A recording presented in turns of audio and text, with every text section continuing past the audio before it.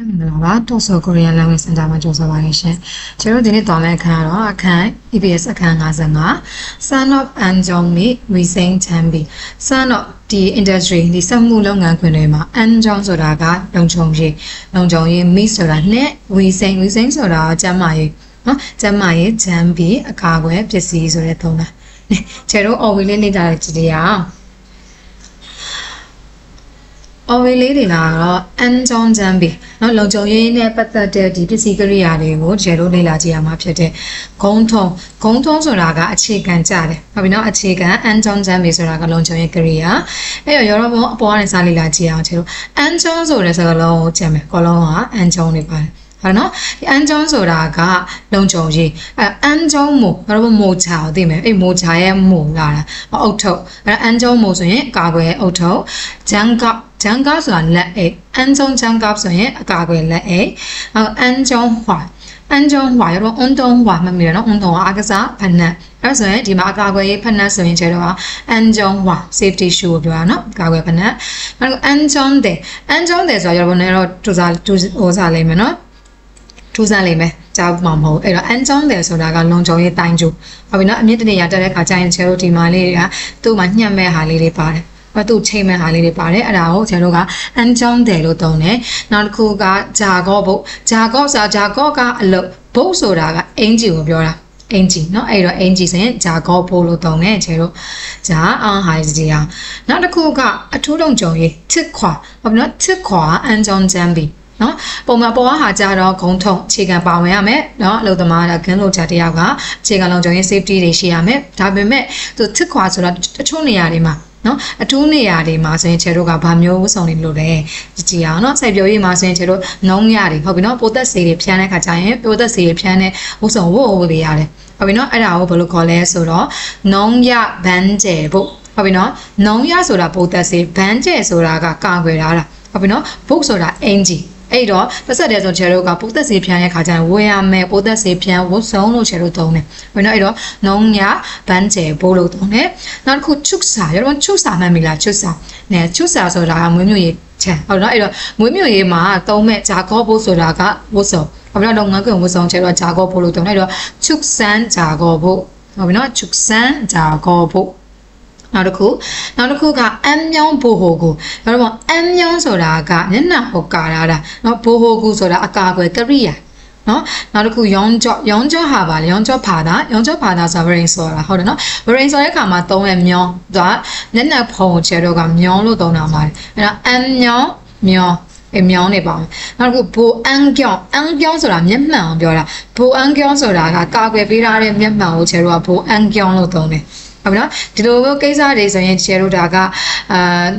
ဒီလိုမီးနဲ့ပတ်ဆိုင်တဲ့ဟာတို့နော်ဝရင်ဆိုတဲ့အရာတို့မျက်လုံးထဲမှာဆင်နိုင်တဲ့ဟာတွေဆိုရင်ချေတို့ကအဲ့ဒီမျက်နှာနဲ့ပတ်သက်တဲ့မျက်နှာကာတွေမျက်နှာဖုံးတွေကိုသုံးပေးရလိမ့်မယ်နောက်တစ်ခုကဘန်ဂျင်မတ်စ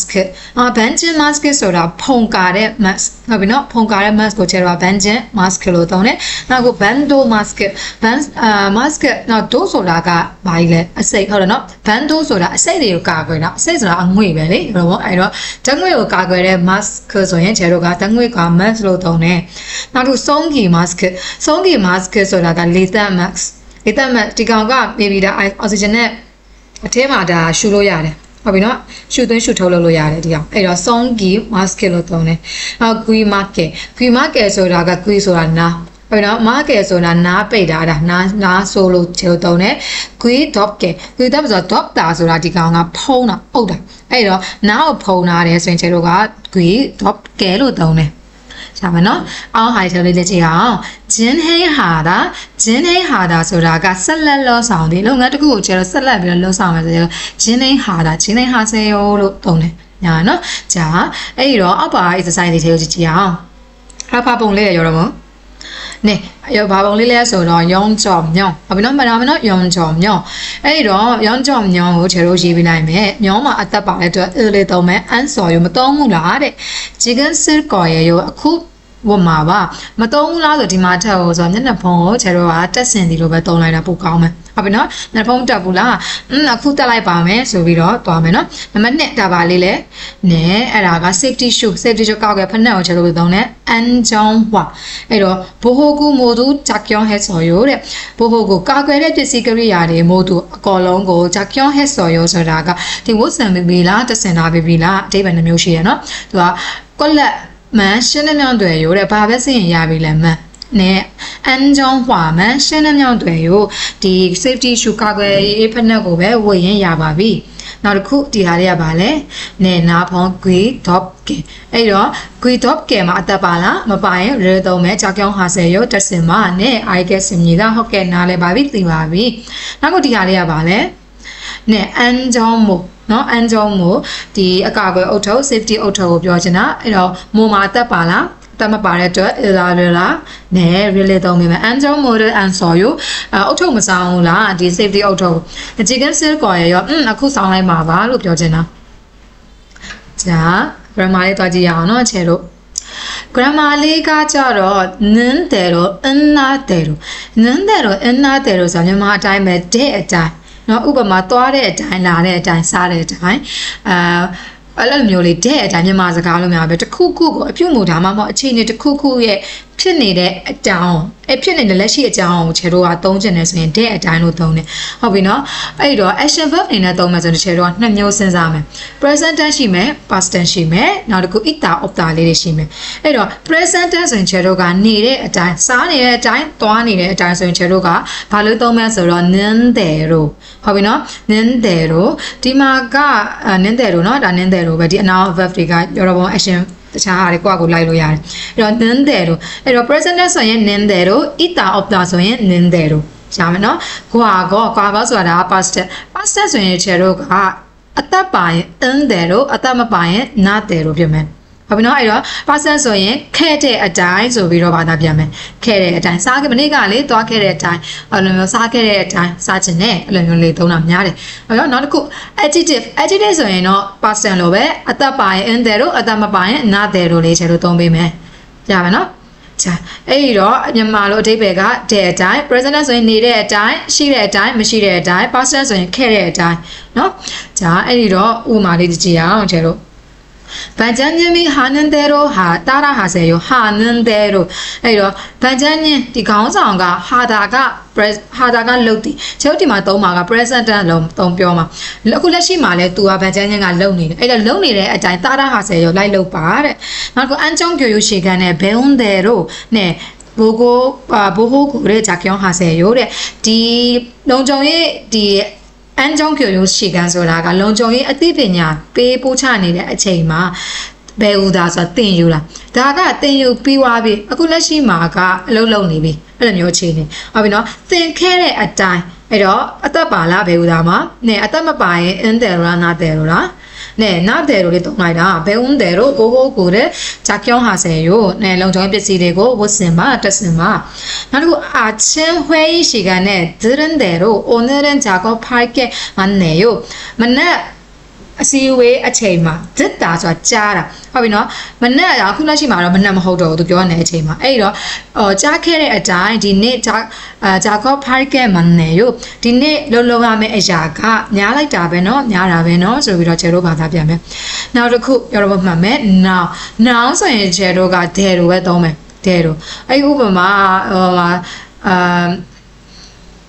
မင်းညွန်းတယ်လို့ဟုတ်ပြီနော်မင်းညွန်းအတိုင်းဒီဥပမာသူကြည့်တာဆိုရင်ရှင်းပြချက်အတိုင်း noun တယ်လို့နဲ့သုံးမယ်နော်အဲ့တော့ noun plus တယ်လို့စောမြောင်းစောတယ်လို့မန်တယ်ဆိုရစောမြောင်းဟာတာဆိုရှင်းပြတာစောမြောင်းစောဆိုရင်ရှင်းပြတဲ့စာရွက်စာတမ်းဟုတ်ပြီနော်ရှင်းပြချက်အတိုင်းမန်တယ်ဆိုရပြုလုပ်ခဲ့ပါတယ်ဆိုပြီးတော့သုံးမယ်ဟုတ်ပြီနော်ဂျာအဲ့တော့အောက်ကဟာလေးကိုကျွန်တော်ကြည့်အောင်ဘယ်ကူတာကသင်သည်နာဝဣတာဆိုတာက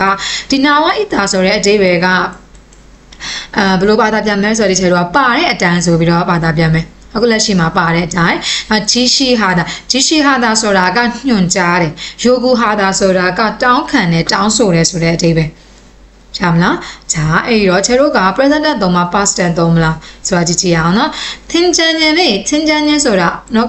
အသင်းကောင်းဆောင် team ဆိုတာအသင်းအဲ့တော့ဒီအသင်းကောင်းဆောင်က collect 자거를 진행하세요. 어떤 상가 바로 되다네. 네, ညွန်ကြားတဲ့အတိုင်းဟုတ်ပြီနော်ဒီချိန်မှာတင်ကြတဲ့ညွန်ကြားတဲ့အတိုင်းကိုချေတို့က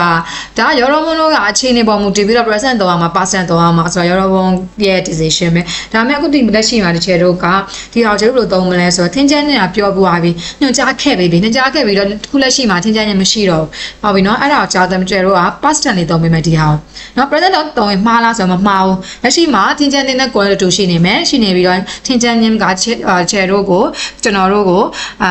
ညွန်ကြားနေတာလက်ရှိမှာညွန်ကြားနေအဲ့တော့ present tense ဆိုရင်ကျွန်တော်ဘယ်လိုသုံးမလဲဆိုတော့ 지시하는대로 past tense ဆိုရင် 지시한대로 ရှာမလားအဲ့တော့ဂျာကောပဲချင်းနေထားစေရောဒီအလုပ်ကိုဆက်လက်လုပ်ဆောင်ပါနောက်ကိုကဲဆိုတာက customer เนาะ customer က collect 제품을 만드세요 제품ဆိုတာကဒီပစ္စည်းကိုပြုလုပ်ပါ customer ကတောင်းဆိုတဲ့အတိုင်းဟုတ်ပြီနော်တောင်းဆိုတဲ့အတိုင်း요구하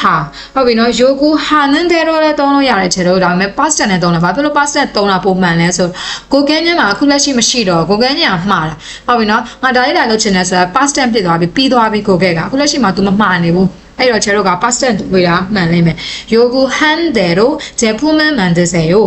နောက်တစ်ခုဂျာကော지시စောเนาะဒီလုပ်ငန်းနဲ့ပတ်သက်တဲ့ညွှန်ကြားချက်မှာဘာဖြစ်လဲပါတဲ့အတိုင်းကျတော့နာဝါဤဒါကိုပြောမယ်အင်းနန်တဲ့တော့ဂျာကောပဲဟက်ဆိုရိုဒီအလုပ်ကိုလုပ်ခဲ့ပါတယ်အန်ကျုံပြိုရိုကဲဆိုဒီလုံခြုံရေးနဲ့ပတ်သက်တဲ့ပညာရေးမှာဒါကြတော့သင်ကြားခဲ့တဲ့အတိုင်းဟုတ်ပြီနော်သင်ကြားခဲ့တဲ့အတိုင်းဘဲဝန်တဲ့တော့ဘိုးဟိုကိုရဲ့ဂျာကျောင်းဟာဆယ်ရိုရမလားနော်자အဲ့တော့အောက်ကပုံကလေးကျွန်တော်ကြည့်ကြအောင်안정교육လို့ရေးရတယ်작업이 끝나면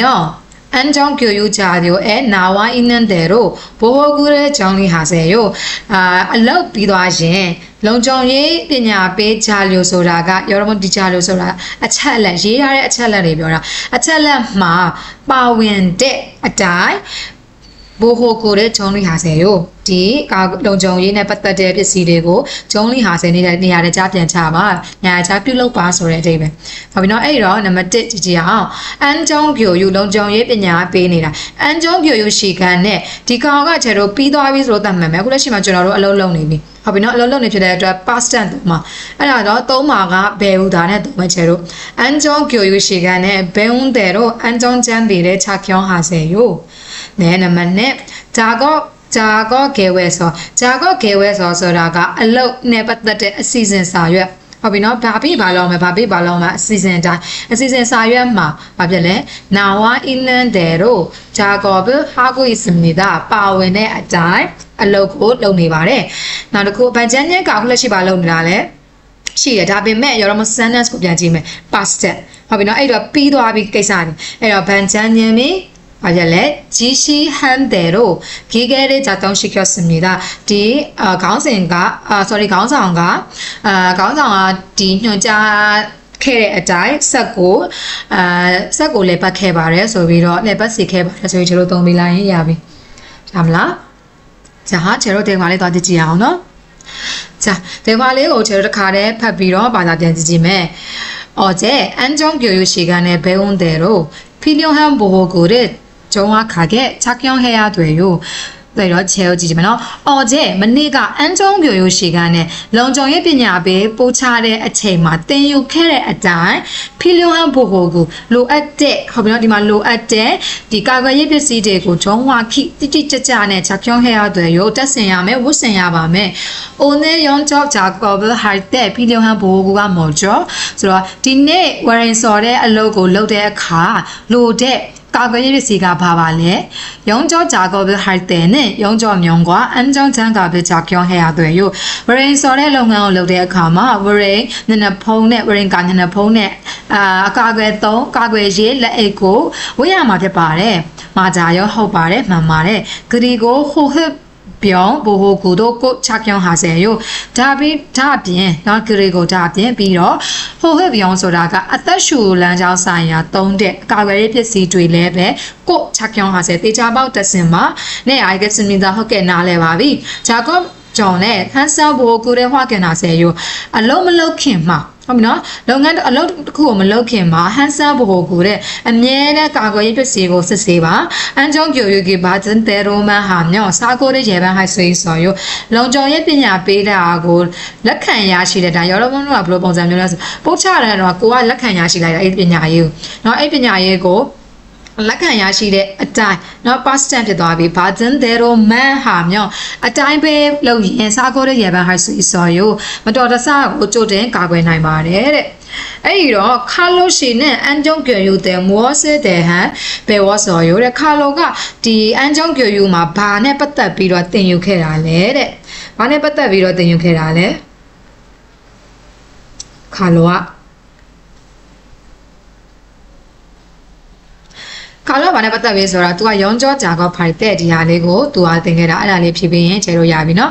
ခါလို့ရှိကကြာကြောင်းဟဲရဟာနဲ့ဘိုးကုနဲ့မော်ရရိုတဲ့ तू ကတက်ဆင်ရမယ်ခါလို့တက်ဆင်ရမယ်ကာကွယ်ရေးပစ္စည်းတွေကပါလေကာကွယ်ရေးပစ္စည်းရများပါတယ်ရုံးကြောမြောင်းရန်အန်ဂျုံဂျန်ကပ်ရဲ့နောက်တစ်ခုဖိုးဖစ်ပြောဘိုးကိုကိုရဲ့ဟုတ်ပြီเนาะအဲ့ဒါလေးတွေကိုကျဲလို့၃ခုလေးကိုတက်ဝတ်ဆင်ပြီးရင်ရပါပြီ자, 아까 대화리로 태도하지지야. 반찬념이 말씀하시다. 소음의 심하다. 그럼 소음소라가 수년단이. 수년단가 아시안 빈탄아. 심하다 저 빈탄이. 귀마기 소라가 나 법이나 나 표잖아. 이러 파지지야. 보고 모두 착용했죠. 법이나 가구의 비실의 아까로 다시 비비 호텔호. 네, 반찬념이 말씀하신 대로 제로 파스타는 또 마사지. 사진 디피라의 디자이너스고 디 강사함 뼈 캐의 타임에 작용했어요. 뜻은 개발이 오늘 작업이 소음을 심할 거예요. 락일 거예요. 락 거예요. 디네 알로가 수년단에가 소야 발음에 너 바로 동아 말에서도 그 마켓을 착용하세요. 나서고 뜻은 마 동마 소비로 제로 동에 야비အဲ့တော့နောက်တစ်ခုကြည့်ကြည့်အောင်အန်ဂျုံပြိုရှိကန်နဲ့ဘဲဟိုဒါမွန်ချီကမန်သာမတ်စကအဲ့တော့ရောတော့အန်ဂျုံပြိုရှိကန်နဲ့ဘဲဟိုအဲ့ဒီမှာဗာသုံးမဲ့ကျကျွန်တော်ပထမပါစတန်လေးသုံးမဲ့ဘဲဦးတယ်တို့ချောင်းဟာစေယဒီနေ့အလောက်ကဘာဖြစ်လဲနဲ့ဖုံကများမှာဖြစ်တယ်ပြီးတော့ကော်ရရောလာကော်ရမန်မာနဲ့ကော်ရရိုးသုံးပေးမယ်အဲ့တော့ mask တို့ချောင်းဟာစေယ mask လည်းပဲတဆင်မဆိုပြီးတော့ချေတို့လေ့ကျင့်ရင်ရမယ်နော်ချာကျတော့အော်ဝီလေးထက်လေးလာကြည့်ကြအောင်နော်အော်ဝီလေးကနောက်တစ်ခုအော်ဝီလေးကဘာလဲဆိုတော့ကမိုရဘိုဟိုတယ်ဟုတ်နော်မိုရဆိုတာဒူဘိုဟိုတယ်ဆိုတာကကာကွယ်တဲ့ပစ္စည်းကိုကျတော့အဲ့တော့ဒူကောင်းကာကွယ်တဲ့ပစ္စည်းကိုကျတော့ကဒူကာလို့သုံးတယ်အဲ့တော့မိုရဘိုဟိုတယ်ဟုတ်ဂူမြောင်းဂျိုဂီဆိုတာကဘူဟာတာဆိုတာကဲတာအဲ့တော့အသက်ကဲတဲ့ဂျိုဂီဆိုတာဒါ verse လေးကိုပြောတာ verse ဟုတ်ပြီနော်အင်ဂျီဘာလို့တွေ့ဦးလိုက်မယ်เนาะရေကူးတဲ့ဘာလဲဆိုရင်ဒါကတက်ကဲအင်ဂျီဝေးရလိမ့်မယ်ရေမကူးတိုင်အဲ့တော့ကူမြောင်းဂျိုဂီလို့ကျလို့သိမယ်နောက် oven ဆိုတာကရောတော့ oven တိ microwave တွေကရတာဟုတ်ပြီเนาะဟို baking သမားတွေဆိုပို့တည်တယ်နောက်ဟင်းချက်သမားတွေဆိုပို့တည်တယ်လက်ကိုပြန်ထည့်လိုက်လို့မရဘူးအဲ့ဒါ oven junk cup ဆိုတာကဒီအပူကလက်အိတ်ကိုချဲလို့တော့ဒီအပူကလက်အိတ်ကဒါ daily မှာသုံးလို့ရတဲ့ဟာတကယ်လုပ်ငန်းကင်ကြီးတွေမှာချဲလို့သုံးမယ်ဆိုရင်တော့မရဘူးเนาะနောက်ခု Jordan Bungee junk Jordan ဆိုတာက Jordan Bungee junk ဆိုတာကဒီလက်ရှာလက်ပြတ်တဲ့တမှာကာကွယ်တဲ့အသုံးလုံးဟုတ်ပြီနော်ဥပမာ mailing လောက်တာတော့ draining လောက်တာတော့ချေလို့ဆိုရင်ဒီကောင်ကဟိုလက်တွေပါရင်မထိခိုက်မအောင်ချေလို့ Jordan Bungee junk cup လို့သုံးတယ်နောက်ဘန်းစုအပ်ချီမှာစုဆိုတာရေကိုပြောတာဘန်းစုအပ်ချီမှာဆိုတာကရေဆိုကခါစီအပ်ချီမှာဆိုတာကအရှိမသုံးတဲ့စကတ်အမှန်တကယ်အရှိမသုံးတဲ့စကတ်လို့ချေလို့ပါတာများအရှိဖုံးနော်တွေ့ဘူးလိမ့်မယ်ဥစားရုပ်ရှင်တွေမှာဆိုရင်ဟင်းချက်တဲ့ခါကျရင်အပ်ချီမှာလေးတွေသုံးတယ်နော်အပ်ချီမှာအဲ့ဒါကအရှိဖုံးလေးကိုပြောကြအရှိပဲအင်ဂျီနောက်တစ်ခု LED lamp ဆိုတာကအင်္ဂလိပ်စကားလုံးတွေလာတာမီးလုံးပြောချင်တာနော် LED lampနောက်တစ်ခုကချေတို့ကဘယ်လိုကြက်ရမလဲဆိုတော့ကျွန်တော်တို့ဒီလိုတွဲကြက်မယ်ပြီးဒီဟာတန်းကြက်မယ်ဒါပြီးတန်းကြက်မယ်ပထမတစ်ခုကဘာလဲဆိုတော့ Jolion ဒီမှာဆိုရင် Jolion ဟုတ်ပြီနော်စာဖတ်ခလိုက်မယ် Jolion အဲ့တော့ Jolion ဆိုတာကဒီလက်ကာတဲ့အချိန်မှာသုံးတဲ့ဘိုဟိုကိုပစ္စည်းကိုပြောချင်တာ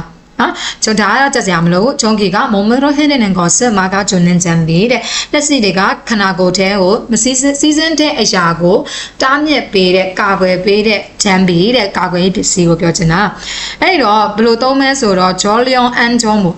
에이로 뇌바래 여러분. 안종무 소라가 까 농종이 오토 졸령 소라가 락가 오토가 여러분들 요지라면 락가 오토 졸령 장화 락가 판나시 장화 장화 소라가 판나시고 별하고 졸령 장가 소라가 락가 락에고 별하 아마노 나도 반여 보고 열 소라 아뿌 별하 아마 열이 나다 만비는 열이 나다 아뿌 따디 ဖြားသည်ဆိုတဲ့အိဗယ်ဘန်ညောဆိုတာကအပူကာတဲ့ပစ္စည်းကိုကျတော့သုံးတာအဲ့တော့တေကုံရောတို့ဘူးသောမုံမပေါ်ဝါနေတယ်ဒါကြစရာမလိုဘူးပူတဲ့အပူတွေကနေပြီးတော့အပူတွေကတဲ့ခန္ဓာကိုယ်ကိုဘာလုပ်ပြရမှာလဲဆိုတော့ကာကွယ်ပေးတဲ့ပစ္စည်းကိုပြောချင်တာအဲ့ရောတော့မှတ်ရမှာကဘန်ညောတွေကတည်တဲ့ကြက်စရာမလိုဘန်ရောတွေကြီးပဲကုန်လို့ဟုတ်ပြီနော်အဲ့တော့ခေါင်းဆွတ်ဆိုချေတော့ဒူခေါဟုတ်ပြီနော်ဒူခေါအဲ့တော့ဘန်ညောဒူခေါနောက်ခုဘန်ညောစန်းကြီးဤနဲ့ပါမယ်စန်းကြီးဆိုတာကအပူကာဝတ်ရောင်ချေတော့ဘန်ညောစန်းကြီးလို့သုံးတယ်နောက်ခုဘန်ညောဟိုင်းအဲ့တော့ဘန်ညောဟိုင်းဆိုတာကဘောင်းမီကိုပြောချင်တာအပူကဘောင်းမီနောက်ခုဘန်ညောဂျန်ကအပူကလက်အိတ်နောက်ခုဘန်ညောဂျန်ဝါအပူကဖက်နှက်ရှည်ကိုသုံးတယ်ရှာမယ်နော်자နောက်တစ်ခုညာဘက်ချမ်းဝီစိန်တို့ဝီစိန်ကကြာကျတော့အစားနဲ့ပတ်သက်တဲ့နေရာမှာလို့အဲ့လိုမျိုးတွေတုံးတော့ဥပမာဖိုချမ်းကချင်းကဟောနော်ပါကင်တွေလောက်ရတော့မယ်ထုတ်ပိုးရတယ်စားသောက်ဆိုင်ပစ္စည်းတွေလို့မဆိုရင်ကျတော့ဒီပစ္စည်းတွေအရန်အရေးကြီးတယ်ဟုတ်ပြီနော်ကျွန်တော်သိရလိမ့်မယ်နော်ဝီစိန်ပို့ကိုဝီစိန်ဆိုတာကျမ်းမာရေးတန့်ရှင်းမှုကိုကာကွယ်တဲ့ပစ္စည်းလို့ကျွန်တော်ဝီစိန်အဲ့ဒီတော့ဒါကြက်စရာမလိုဘူးနာပန်ကောရှိဂျာကော့ဂျာရဲ့မုံမဲဒါချီအန်ကိုဂျာကော့မိုရကက်ကထားခဲ့ယူကြီးတွေတို့ဂျာဖြောင်းဟာနဲ့ချမ်းပြီးတဲ့မကောင်းတဲ့အရာတွေကအလုံးလုံးတဲ့လူရဲ့ခန္ဓာကိုယ်ကိုမထီအောင်နောက်တစ်ခုကဒီဂျာကော့မိုဆိုတာကဒီအလုံးလုံးတဲ့ပစ္စည်းတွေကကက်ကထားခဲ့ယူကြီးတွေတို့တတန့်ရှင်းနဲ့ထိမ့်သိမ်းနိုင်အောင်ဘာဖြစ်လဲဂျာဖြောင်းဟာနဲ့ချမ်းပြီးသုံးသက်စင်ရတဲ့ပစ္စည်းတဲ့ကရိယာတဲ့ဂျာအဲ့တော့ကြည့်အောင် book ဆိုတာဗာလဲ bookနဲ့ဝင်းကြီးကိုစုံချမ်းကလက်အိတ်ချမ်းဝါဖနက်မိုကအောက်ထုတ် mask အဲ့တော့ဝီစိန်ပို့ဝီစိန်ချမ်းကဝီစိန်ချမ်းဝါဝီစိန်မို့ဝီစိန် mask ဂျာမနော်자အဲ့တော့အားဟာကြည့်အောင်ရောချောဒီဂျာကောဆိုတာကအပူနဲ့ပတ်သက်တဲ့အလို့ရောဆိုတာအပူချောဒီဟာတာဆိုတာကကြိုက်တွဲတာဟုတ်ပြီနော်ကြိုက်တွဲဖြည့်ရှင်းတယ်ဆိုတော့ချောဒီဟာတာနဲ့သုံးတယ်အဲ့တော့ရောချောဒီဂျာကောဆိုတာအပူကိုကြိုက်တွဲဖြည့်ရှင်းတဲ့ခါကျရင်လုံးမဲ့အလုပ်လို့ပြောချင်တာနောက်ဟွာဆန်းနဲ့အိတာဟွာဆန်းဆိုတာကမီးလောင်တန်ရဟွာဆန်းနဲ့အိတာဆိုတာမီးလောင်ခံရတယ်ဆိုတဲ့အဓိပ္ပာယ်ချေလို့ဖြောင်းဆိုဆိုတာကပုံမှန်လက်ရှိပုံမှန်အခြေအနေမှာကျတော့ဖြောင်းဆိုလို့သုံးတယ်자အဲ့တော့အောင်ဟာလေးကြည့်အောင်နံပါတ်1ဘာပုံရရောပေါ့ဒီမှာလက်ကဖနက်ရင်လက်ကဖနက်ကဘာလို့ခေါ်လဲဂျောလျောင်းဂျန်ဟွာဖနက်ရှင်မလို့ဂျန်ဟွာအဲ့တော့ဂျောလျောင်းဂျန်ဟွာဂျောင်းကီဂျာကော့ဂျောင်းရဲ့အဲ့တော့ဂျန်ဟွာမှာအသက်ပါလားမပါရင်အလာရလားရဲအဲ့တော့ဂျောလျောင်းဂျန်ဟွာရဲရှင်းတော့ရဟဲ့လက်ကဖနက်ကိုစီးမရမယ်နောက်တော့ဒီဟာဘာပုံလေးလဲနဲ့ဝီစိန်ဘုတ်အဲ့တော့ဒီကျမ်းမာရေးတန်ရှင်မှုကာကွယ်ရတဲ့ဝတ်စုံအဲ့တော့ဝီစိန်ဖို့မှာအသက်ပါလားနဲ့ပါတယ်ဆိုရင်အဲ့လိုတော့ဝီစိန်ဖို့ကအိပ်ကိုဂျာကော့ကျန်တဲ့တော့ကဆယ်ရောဝတ်ပြီးတော့လုပ်ငန်းခွင်ကိုဝင်ပါတဲ့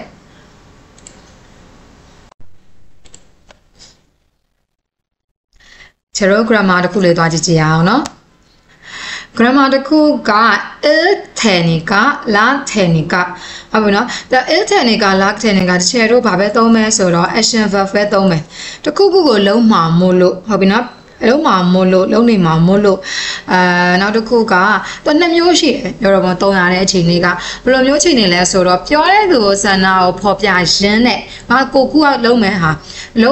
ကိုဖော်ပြရင်းနဲ့တခြားလူဟာကိုခိုင်းစေတဲ့အခါတခြားလူလို့ဖို့နားထောင်တဲ့လူကိုလှုပ်ဖို့တောင်းဆိုတဲ့အခါနောက်တစ်ခုဘယ်လိုပုံစံမျိုးလဲဆိုတော့ပြောသူရဲ့ခံမှန်းချက်ဥပမာမိုးရွာတော့မှမိုးလို့လေအမိုးရွာမှာစိုးလို့အဲ့လိုမျိုးလေးသုံးတာလေးတွေများတယ်ဟုတ်ပြီနော်မိုးရခက်မှန်ကြောင်ဖော်ပြပြီးတော့နားထောင်သူကိုတစ်ခုခုလှုပ်လိုက်ပါလားဆိုပြီးတော့အနောက်ကိစ္စကိုနောက်ပိုင်းလာမယ့် action verb ကိုပြုလုပ်ရတဲ့အခါတောင်းဆိုတဲ့အခါမှာခြေလို့သုံးတယ်အဲ့တော့ရောမှတ်ရမှာကအရှိကဟာကပြောသူရဲ့ဆန္ဒပြောသူရဲ့ခက်မှန်ချက်အနောက်ကဟာကနားထောင်သူရဲ့လှုပ်ရမယ့်အချက် ဟုတ်ပြီနော်အဲ့တော့ခြေတော့ဘာနဲ့ပဲသုံးလဲဆိုတော့ action verb နဲ့ပဲလိုက်မယ် action verb နဲ့ပဲလိုက်မယ်ရှာမလားရနော်အဲ့တော့ကဒီကြည့်အောင်အသက်ပါရင် il technica အသက်မပါရင် la technica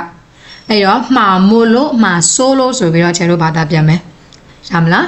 ဂျာအဲ့တော့ဂျာကဂျွန်ဘေးဟာကိုစတဲ့နီကတိုချာခါမြောရောလာခါဆယ်ယိုဆိုတော့ဒီအလုံးငါကပြင်ဆင်မှုကိုဟာကိုတာဆိုတာကလုံနေမှာမို့လို့လုံနေမှာမို့လို့တိုချာခါမြောရောလာခါဆယ်ရောအဲ့တော့ရောက်ရင်ပုံစံပါဆိုဒီမှာလုံနေတဲ့ subject နဲ့ဒီမှာပြောမဲ့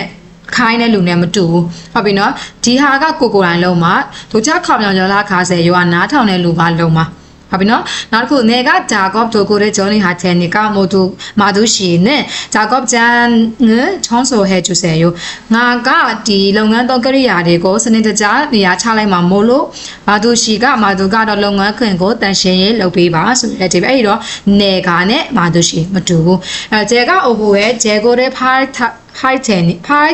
နီကမမေအောင်ရှိကချမ်းကိုရဲ့ဂျောင်းလီဟဲကျူဆယ်ယိုကျွန်တော်ကညနေမှာကုန်ချမ်းစရင်ကိုစစ်စေဖားခါတာဆိုတာက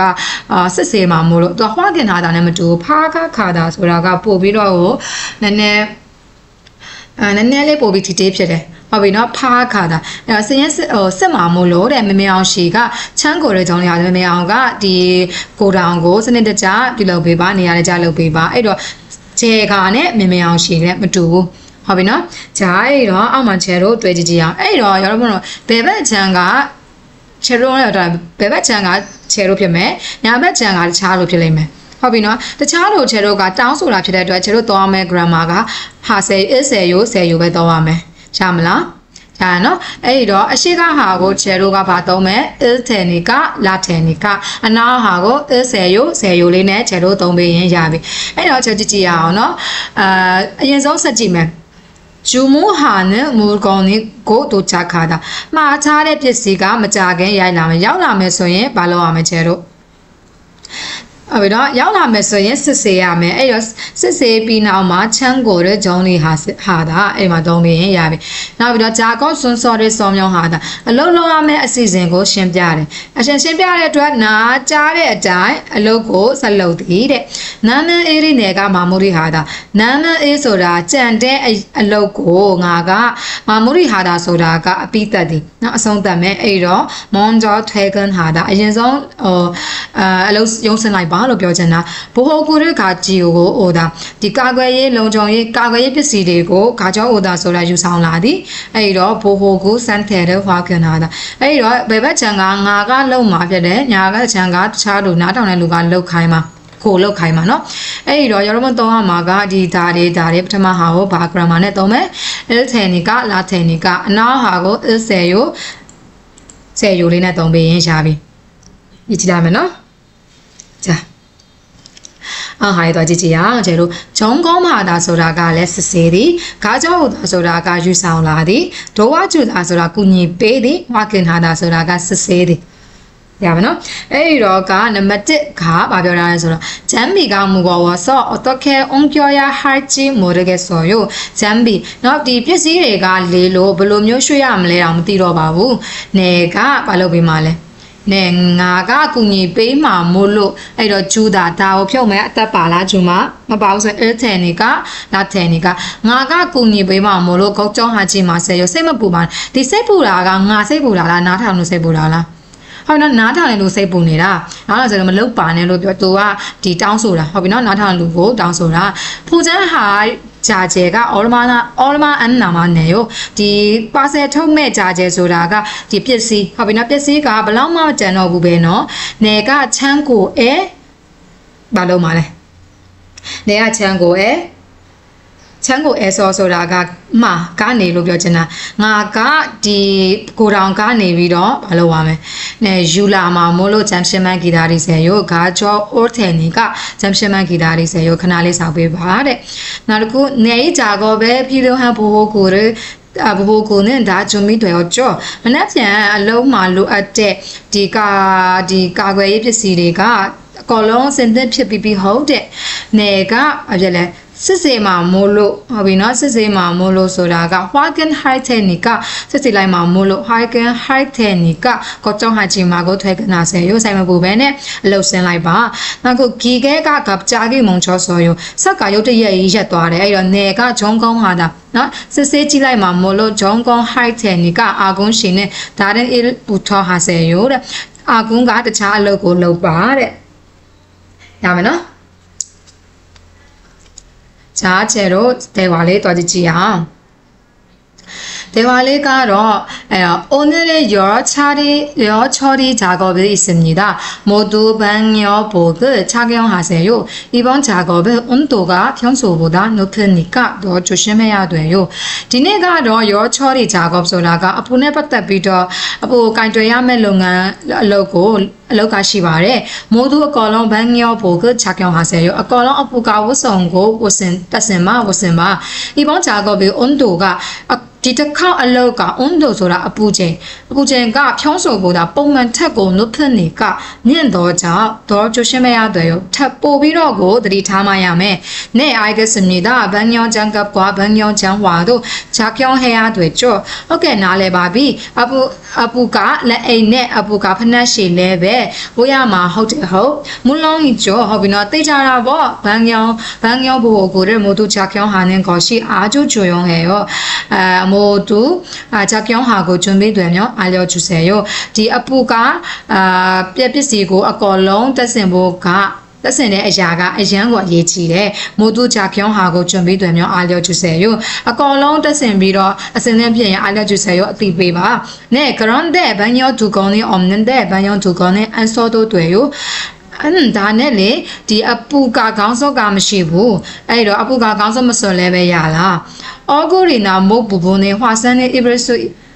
수도 있으니까 써야 돼요. 방역 두건을 가지고 올 테니까 잠시만 기다리세요. 내나 다마모 레벤 아빠인가 화산을 입을 수 있으니까 서로 아프라운나인데အတွက်ကြောင့်နိုင်နိုင်တော့ကြောင့်တက်မှရမယ်သုံးမှရမယ်ဘန်းရောသူကောင်းတဲ့ကာချီကိုဥထင်နေကအပူကခေါင်းစွပ်ကိုယူပြီးလာမှာမို့လို့ခဏလေးပဲစောက်ပေးပါတဲ့자, 여러분, 아우하이죠. 오늘은 무슨 작업이 있어요? 디네 바 로시라래. 디네 바 로시래. 디네 바 로시래서 여 처리 작업이 있습니다. 여 처리 작업 가시라. 어비나 나르고 유스프 씨가 작용해야 하는 방역 보호가 뭐예요? 네, 발레소로